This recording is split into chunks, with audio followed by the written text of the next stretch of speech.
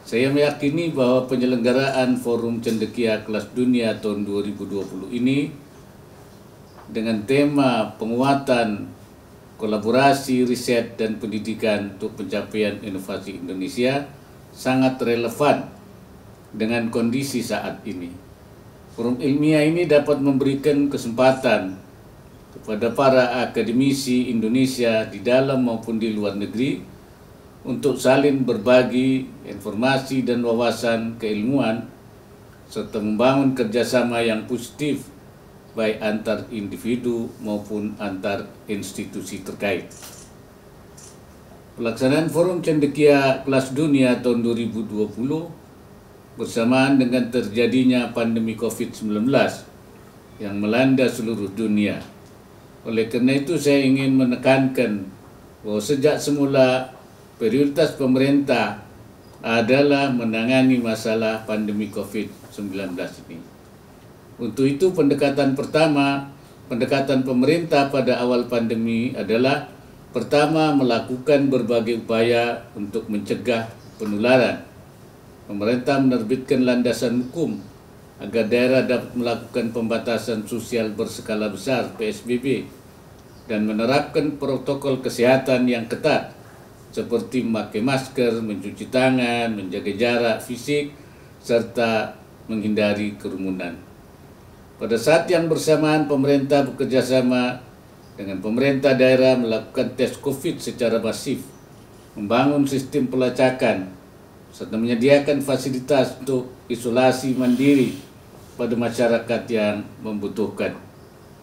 Yang kedua, membangun dan meningkatkan kapasitas pelayanan kesehatan agar mereka yang sudah terpapar dan memiliki gejala klinis yang serius dapat dirawat dengan biaya yang ditanggung oleh pemerintah.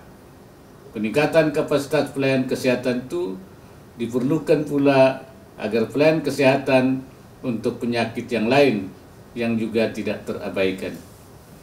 Dengan berjalannya waktu, dampak terbesar yang kita rasakan akibat COVID-19 adalah meningkatnya beban masyarakat dan melambatnya gerak roda perekonomian.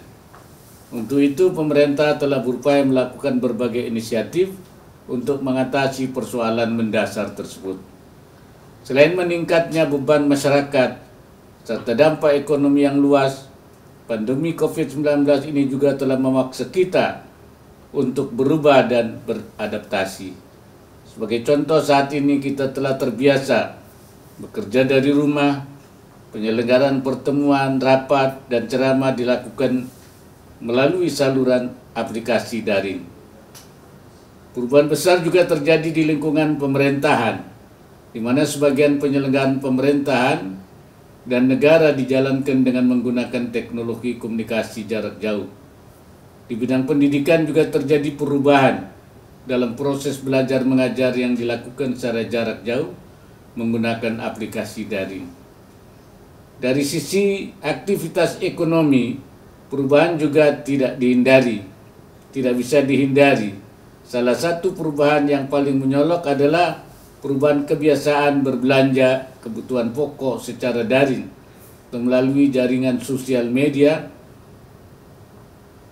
Berbagai kegiatan ekonomi saat ini juga dilakukan secara daring dan memanfaatkan teknologi internet. Bila kita ingin bertahan dan berkelanjutan, terutama selama masa pandemi COVID-19 dan apalagi sesudahnya, kita harus siap dengan perubahan mendasar dan berinovasi. Inovasi adalah kunci bagi kita untuk survive dalam situasi saat ini. Oleh karena itu, kolaborasi riset dan pendidikan untuk menciptakan inovasi menjadi semakin diperlukan dalam situasi saat ini. Inovasi yang berhubungan dengan penanganan pandemi COVID-19 juga sangat dibutuhkan. Dunia sekarang berkejaran untuk menemukan vaksin dan obat untuk menanggulangi COVID-19.